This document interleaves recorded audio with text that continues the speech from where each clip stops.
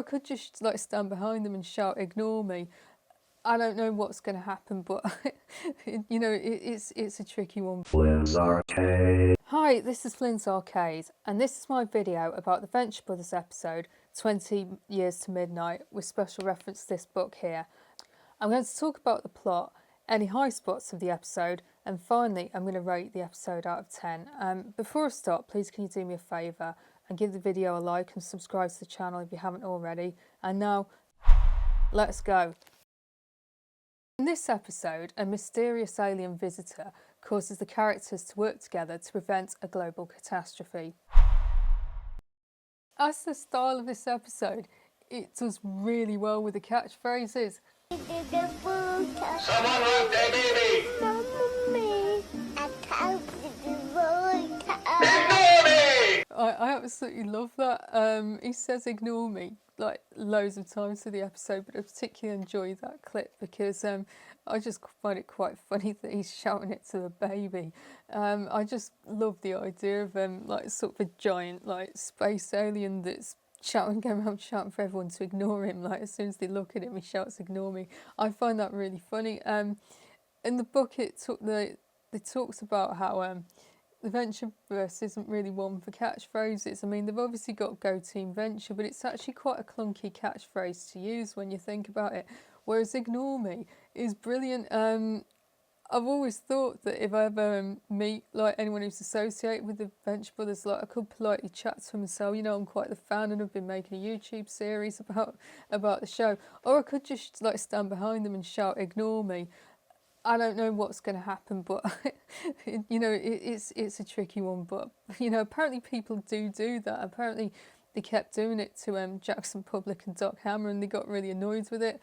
And because I'm a bit evil, like that makes me think I'm totally the sort of person who'd do that. There's also quite a nice art reference here.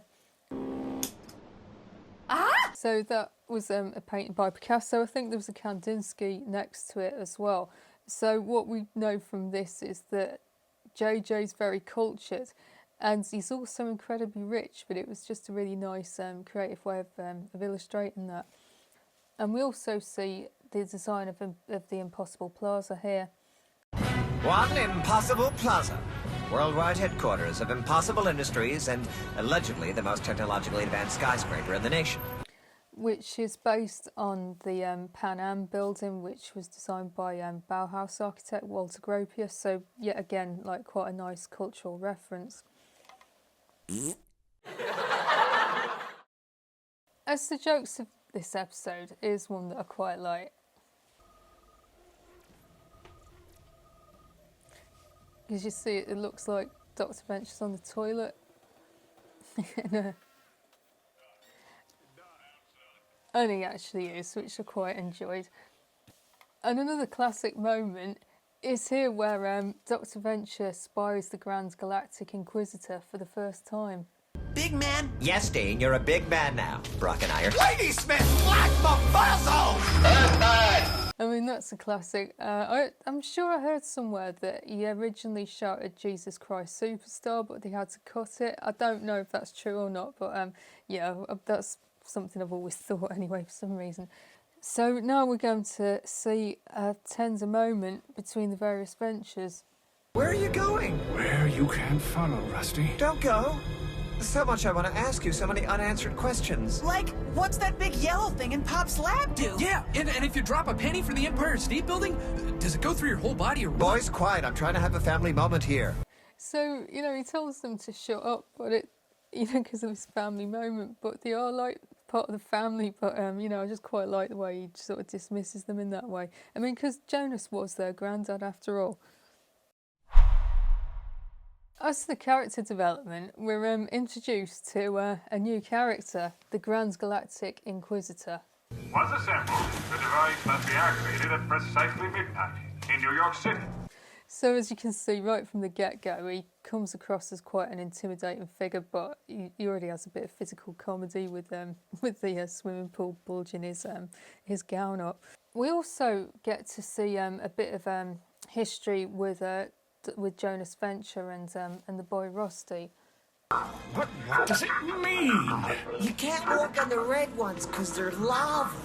Rusty, please. I mean, he's done much worse things in the course of the Venture Brothers, but this is like one of the first indications that he was a bit of a dick. I mean, it's like Rusty is a kid and he's basically just doing the sort of game that a lot of kids like to do, and he's sort of getting told off for it, and it's like, well, that's what happens when you bring a little kid into a very adult situation and they're not allowed to play with kids their own age. And, you know, really he shouldn't have been in his dad's office, really. He should have been either asleep or out with other kids or just playing normally. We get to see the relationship between the pirate captain and JJ here. Anywho, I wakes up one day and there's this little feller standing there, and he tells me it's his boat now on account of your pa ate him up when he was wee. He hired me on as his ship's captain, so really it's kind of more my boat than yours at this point. So they've struck up quite a good working relationship. I read one theory as to why they're so friendly, is that JJ spent like the first 40 odd years of his life trapped inside Dr. Venture and going quietly insane during the process. The pirate captain spent a good 10 years of his life stuck on the Sargasso in a pirate ship. So they both know the impact of social isolation on a person, and so they've struck up an unlikely friendship off the back of it. We also see that JJ's trajectory in life continues to go on the up and up. Met her last week in Ibiza at Fiesta Scientifico. It's not serious. So he's getting to go to Fiesta Scientifico in Ibiza. You know, yeah, he's doing pretty well for himself. He seems to have met a new lady friend as well. And meanwhile, like Dr. Venture, you know, things aren't going that great for him. We also get to see a bit more sibling rivalry here. Who invited you? Just lend us the damn boat for a few hours. You can't do this alone, Rust. 3 more pieces scattered around the globe in 16 hours? What are you thinking? 2 teams? Rock! So JJ's shown some real leadership skills there. He seems to be like becoming the head of the family quite quickly, which obviously is not something his brother particularly enjoys. So we're about to meet one of my all-time favourite Venture Brothers characters. Yeah, this is literally the first time we've seen him in this episode. You cops. Cops? Us? Are you cops? Yeah, I love Action Johnny. I mean, he's like basically the old Johnny Quest, but he's grown up really like paranoid and wrestling demons. I'm always really pleased when he shows up, and he's always quite a good example of how Dr. Venture could be a lot worse, because at least he's sort of reasonably pro-social, but this is not going well. We also see Sally and Richard Impossible in this episode. We haven't seen, well, we saw them briefly back in the Christmas special, but we haven't seen them since Ice Station Impossible. When we last saw them, they were living in the North Pole and they were experiencing some pretty terrible marital difficulties. Since then, they've moved to New York and they continue to be experiencing marital difficulties.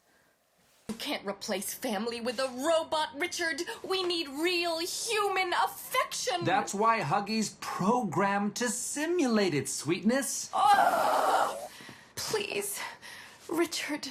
So, as we can see in this clip, like theoretically at this point, she is just going out to get some fresh air, and you know she's just to the shops and whatnot. But there's a real sense of finality. The way she says goodbye to him, it looks like she's finally done with this. And she's getting out of there. Let me go. Yes. Perhaps the fresh air will calm the female. Don't strain yourself, Richard. Goodbye. She's now got a new baby, Rocket, who we're going to meet soon. And Rocket's an interesting one because he actually gives a sense of time to the Ventureverse, because we can see he's been born now, so we know that the events of Ice Station Impossible must have happened about a year ago, basically, and so we kind of get a sense of time through the life of Rocket.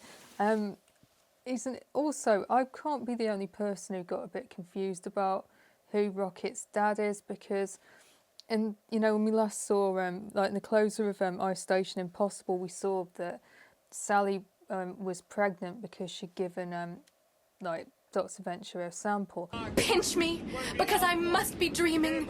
I can't believe you're really here. Dr. Venture behaves really poorly in this episode towards her. This is just wrong, man, even for you. Look at her. I have watched you pull a man's eyes from his head and make him dance like a marionette with his own optic nerves. At least I didn't break his heart. You don't know that. I mean, that's really scummy. He's never liked Sally, and, you know, manipulate her in this way, it's really bad, and like I'm quite glad Brock called him out on it, but yeah, it's not his finest hour, not by a long chalk. However, things are going to look a bit more positive for Sally now. I'm sorry. Rocket, no. He likes you. Oh, I'm Sally, impossible. Have we met before? Not that you know of. I'm Jonas. Jonas Venture Jr. You can call me JJ, if you like. I like. So she is about to engage in a relationship with the better Venture brother. I mean, he's certainly a lot better than Dr. Venture is in this episode, and most of the time, to be honest. One of the central themes of this episode is working together. All the various characters, you know, they're actually dotted around the globe, but they all get together to solve this problem, with the exception of Richard Impossible, who creates problems for them. But, you know, he's not really a hero in the Ventureverse anyway. There! That would have been... I thought that clip perfectly illustrated what I mean. It was really nice to see the gang all together, all thinking the same thing, even if they were all terrified. But I felt it really illustrated that scene's just always stuck in my mind as, like, you know, one of the first times I actually saw the Ventureverse as like a pretty massive environment with lots of different characters in it. I'm going to give this episode a 10 out of 10. I absolutely love it. The ignore me bit is sufficient for me to love it, but I also really like meeting the new characters. I like the way they travelled around the world. I'm really pleased to see Richard Impossible finally get his comeuppance, because I really disliked him quite a lot in the Ice Station Impossible episode, so it's really satisfying to actually see him like getting his just desserts. I'm really happy to see Sally meeting up with JJ, because, you know, she deserves a bit of happiness in her life, so I'm really pleased to see that. I especially like the sort of working together theme, and seeing them all like getting on so well and actually managing to accomplish something. So yeah, it's a great one. I've watched this episode a few times whilst researching this video, because, you know, I really enjoy it so much, and so yeah, I definitely recommend it. If you've got any friends who you'd like to introduce the Venture Brothers to, I definitely recommend showing them this episode, because I think it's a great introduction to the Ventureverse. It's got everything you want to see in a Venture Brothers episode. It's brilliant. Please let me know in the comments what you think. Did I miss anything? Have you got any ideas? Did you dislike this episode? Because I obviously love it. I certainly love it a lot more than Escape from the House of Mummies Part 2. I've been, you know, I don't have anything like negative to say about it, to be honest, but maybe there's something that I've missed. You know, let me know in the comments. If you don't know what to write, please could you just drop me a Go Team Venture, because apparently that really helps the algorithm. So that's all from me. If you haven't already, please could you give the video a like and subscribe to the channel. And unless anything comes up in the meantime, I'll see you next Sunday.